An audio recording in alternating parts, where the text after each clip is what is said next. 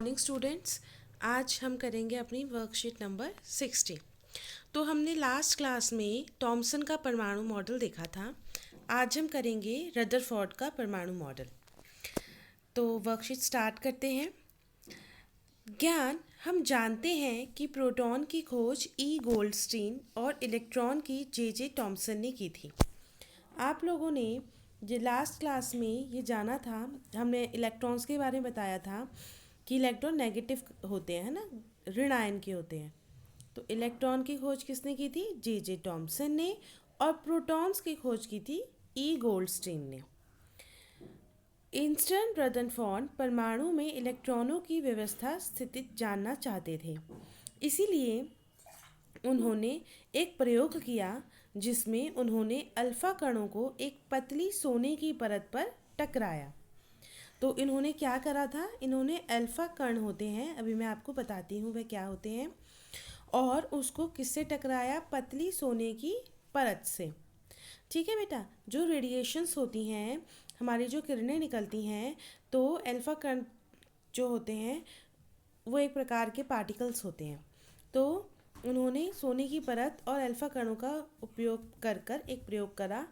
अपने प्रयोग के माध्यम से उन्होंने दर्शाया कि एक परमाणु में अधिकतम स्थान खाली होता है और इलेक्ट्रॉन नाभिक के चारों ओर लगातार वर्तुलाकार मार्ग में चक्कर लगाते हैं। यानी कि उनका कहना का तात्पर्य ये था कि जो परमाणु होता है उसमें कई स्पेस खाली होते हैं और उसकी नाभि यानी सेंटर पॉइंट में चारों ओर इलेक्ट्रॉन्स वर्तुलाकार में गति करते रहते हैं, गोल गोल गोल घूमते रहते हैं। ठीक है। उसके बाद रदरफोर्ड का अल्फा कणों का प्रकीर्णन प्रयोग, चलिए देखते हैं। उन्होंने क्या करा? एक सोने की 1000 परमाणु मोटी परत को लेकर उस पर तेज गति से चल रहे अल्फा कणों को टकराया गया। तो वो जो सोने की परत थी वो कितनी मोटी थी? वो मात्र 1000 परमाणु परत जितनी मोटी थी। ठीक है।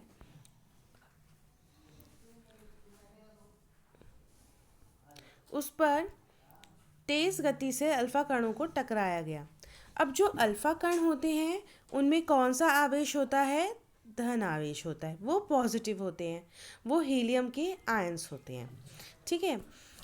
ऐसा समझा गया था कि वह कण परावर्तित होंगे क्योंकि एक परमाणु में प्रोटॉन होते हैं। तो माना गया कि वो जब ये सोने की परत से अल्फा कण आया तो टकरा के वापस आ गया। इसका मतलब क्या हुआ कि वो परावर्तित हो गए, क्योंकि जो एक परमाणु में प्रोटॉन्स भी होते हैं। ठीक है। तो टकरा के वापस आ गए। इसका मतलब क्या हुआ कि जो प्लस यानी कि धन आवेशित अल्फा कण भेजे गए थे उनका नाम दिया क्या गया?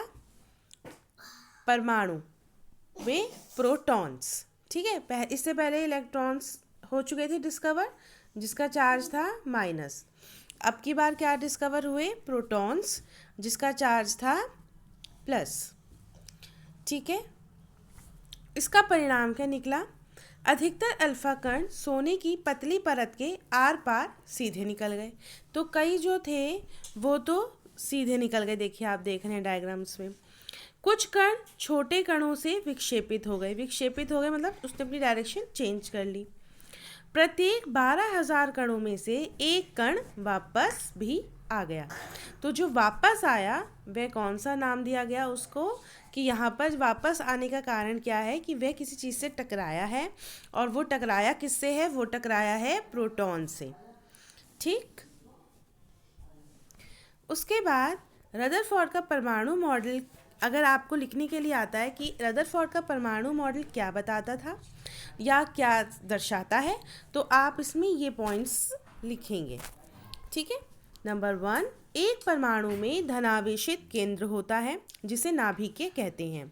यानी कि परमाणु के सेंटर में ये धन आवेशित केंद्र होता है। इसको क्या कहते हैं? इसको हम नाभिक कहते हैं और ये धन आवेशित होता है।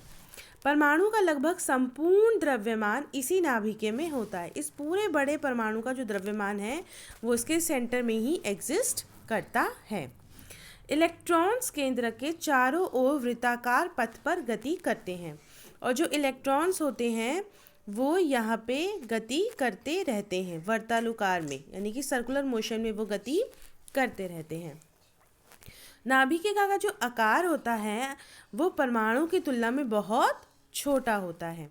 नाभिक की जो त्रिज्या होती है परमाणु की त्रिज्या से 10⁵ गुणा छोटी होती है। यानी कि अगर ये परमाणु है और ये इसकी त्रिज्या है तो जो इसकी नाभि होगी इसकी जो त्रिज्या होगी वह इससे 10⁵ गुणा छोटी होगी।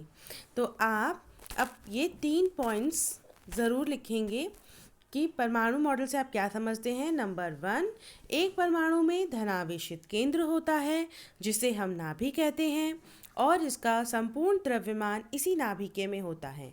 नंबर 2, इलेक्ट्रॉन केंद्र के चारों ओर वृत्ताकार पथ पर गति करते रहते हैं। नंबर 3, नाभिक का आकार परमाणु की तुलना में बहुत छोटा होता है। नाभिक की त्रिज्या परमाणु की त्रिज्या से 10⁵ गुणा छोटी होती है। किंतु रदरफोर्ड के इस परमाणु मॉडल में कुछ कमियां भी मिली। वे क्या थी कि वर्तुल मार्ग पर चक्रण करते इलेक्ट्रॉन का स्थायी हो पाना संभव नहीं है। यानी कि अगर हम कहते हैं कि इलेक्ट्रॉन्स अगर मूवमेंट करते रहते हैं इसका मतलब परमाणु स्टेबल होगा ही नहीं, कभी वो स्थायी होगा ही नहीं। इलेक्ट्रॉन आवेशित होने के कारण चक्रण करते समय ऊर्जा का विकिरण करेंगे और वो जैसे कह रहा है कि मूवमेंट जो कर रहे हैं तो ऊर्जा का भी इसमें से निकासी होती रहेगी, जिससे वह ऊर्जा समाप्त होने पर नाभि से टकराकर परमाणु को नष्ट कर देंगे और अल्टीमेटली जब ऊर्जा खत्म हो जाएगी तब ये इलेक्ट्रॉन्स नाभिक में टकराएंगे और परमाणु नष्ट कर देंगे। लेकिन ऐसा नहीं होता। इसके विपरीत एक परमाणु कैसा होता है, स्थायी होता है। तो रदरफोर्ड का मॉडल यह समझाने में अक्षम रहा, क्योंकि हम जानते हैं परमाणु स्थायी होते हैं, लेकिन रदरफोर्ड ने कहा कि उसमें इलेक्ट्रॉन्स मूवमेंट करते रहते हैं। अगर वो गति करते रहते हैं तो कोई चीज़ स्थायी कैसे रह सकती है। यही चीज़ समझाने में रदरफोर्ड का मॉडल अक्षम रहा और ये उसकी सबसे बड़ी कमी थी। क्लियर?